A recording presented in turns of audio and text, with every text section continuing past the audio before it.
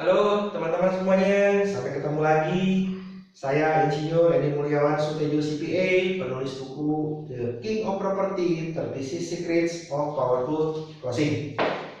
Tidak terasa, sudah masuk ke secret number 21, secret 21, yaitu kalau tadi kita pada bab sebelumnya sudah bicara, kita punya listing, kita sudah bicara knowing, strength, and weakness. Lalu kita sudah punya analisa harga market price yang baik, ya, analisa komparatif market analis, harga yang baik. Maka sekarang lanjut adalah tentang act your strategic plan. Ini ada di buku saya Secret nomor 21. Kalau Anda ingin lebih detail, silakan baca buku saya ya. Act your strategic plan. Apa yang harus kita lakukan terhadap listing tadi tersebut? Itu ada 3 hal. Yang pertama bisa dicatat oleh teman-teman. Yang disebut adalah groundbreaking strategy. Ya, itu yang disebut prospecting. Lalu kita mendapatkan appointment. Lalu di situ listing presentasi. Itu yang cerita sebelumnya nih, ya. Yang sudah kita lewati adalah prospecting, kita ketemu, appointment, listing presentation. Itu adalah moment of truth, di mana membangun relationship and trust. Nah, artinya kalau Anda sudah gagal di yang groundbreaking strategi ini, untuk masuk ke berikutnya Anda sudah lemah. Karena moment of truth ini perlu dibangun untuk Anda menjadi dasar kepercayaan dari pemilik yang menitipkan barang itu kepada Anda. Sehingga wawasan Anda, pengetahuan Anda tentang apa yang Anda sampaikan tentang propertinya klien tersebut itu menjadi dasar kepercayaan dia, klien, terhadap kita, dan bagaimana kita membangun relationship untuk menuju transaksi berikutnya. Poin kedua adalah pilar building strategi. Jangan cuma Anda moment of truth-nya bagus, tapi Anda pilar building strateginya tidak bagus. Apa itu pilar building strategi? Anda sudah punya listing, berarti Anda kan harus service listing itu, ya. Service listing itu Anda laporkan semua aktivitas pemasaran Anda. Anda mau ngapain? Mau diapain itu listing? Mau dipromosikan dengan cara bagaimana? Anda harus bikin plan, marketing action plan-nya.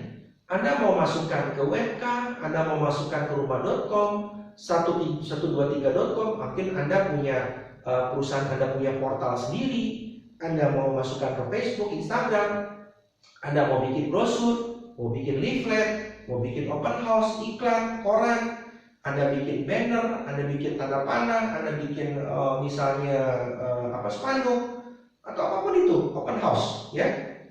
Ya, itu adalah service listing.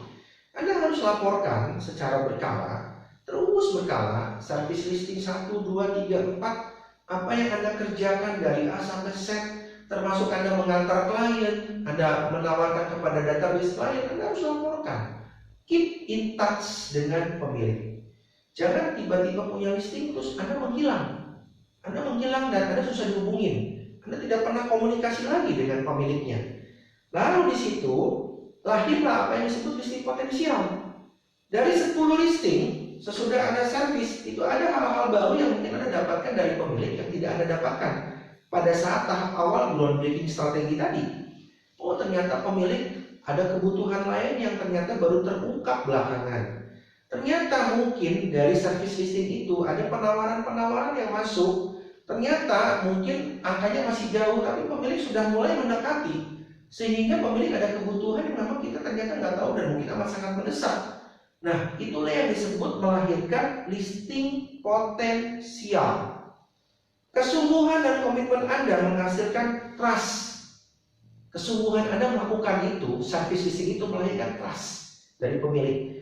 Anda berusaha, Anda bilang harganya kemahalan, tapi Anda tidak pernah menservis. Bagaimana Anda tahu dan membuktikan kepada pemilik kalau itu kemahalan? Tapi kalau Anda sudah kerjakan dengan baik, respon yang masuknya cukup banyak dan semua mengatakan overall kemahalan, pemilik akan mengetahui dan sadar, oh iya, harga saya kemahalan. Ternyata saya itu sudah sedemikian rupa dipromosikan dengan berbagai macam cara, toh at the end yang tawar cuma segini. Nah, akhirnya sadar, disitulah ada disebut listing potensial yang akhirnya melahirkan potensial buyer untuk bid to buy. Yang ketiga dan terakhir adalah negotiation and closing strategi. Kalau sudah begitu, biasanya kita sudah mulai ketemu pembeli, negosiasi, tawar-menawar, lalu kita harus berpikir, negosiasi nggak asal cuma negosiasi, harus ada strategi bernegosiasi, ya. Dari strategi itu laksanakanlah negosiasi sampai akhirnya closing. Closing itu juga bukan at the end, karena untuk menuju transaksi itu ada yang disebut transaction preparation.